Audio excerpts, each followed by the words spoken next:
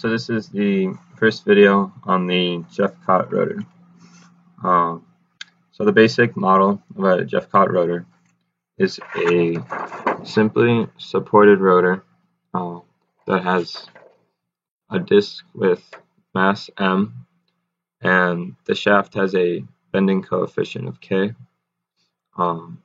which you can see here. K is 48 times EI divided by L cubed, and L is the distance between the two bearings. This is just the simple basic model that a Jeffcott rotor is based off of. And then for equations of motion for the model, below that there's one for the x and one for the y, accounting for vibrations in both the x and the y.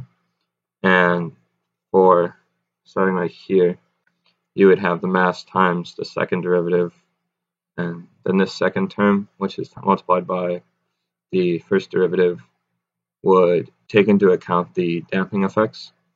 The third component would include the bending stiffness K, and on the other side, the external forces would be taken into account, including the offset from the center of gravity.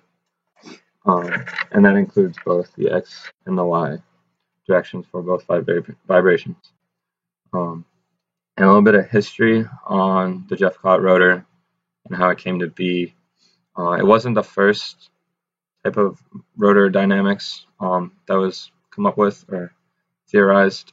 Rankine first performed analysis on a spinning shaft in 1869, and he used a 2-degree of freedom model in which he found that beyond a certain spin speed, the shaft would be considerably bent and would whirl around in that bent form. He called this the whirling speed.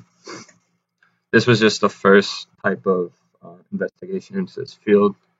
And then later in 1919, Jeffcott was commissioned by the Royal Society of London to study this phenomenon. In Jeffcott's paper, he used previous work, and he confirmed what was done by previous people to be true, but he also included in his work other factors such as external damping, which wasn't previously included. And the Jeffcott rotor model would define the eccentricity of an unbalanced mass, and then it would use the Lagrange equations about the center line of that mass to produce the equations of motion.